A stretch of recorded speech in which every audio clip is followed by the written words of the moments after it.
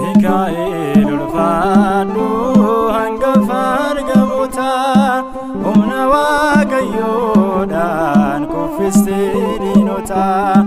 Kanaaf ansi waama naaf kottu abbaa koo si waliin anbaa bara jireenya koo.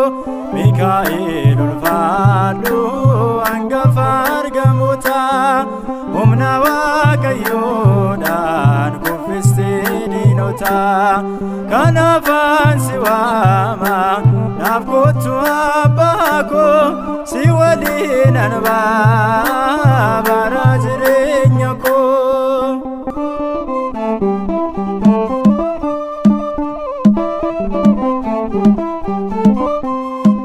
Ana baadhee jiru mucaa koo naan jettee talayaa du'aa koo jireenyaatti jirti.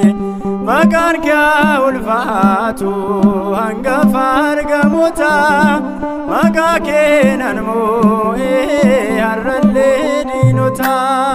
Mikael ulfaadhu hangafa argamoota humna Waaqayyoodhaan kuffistee diinota.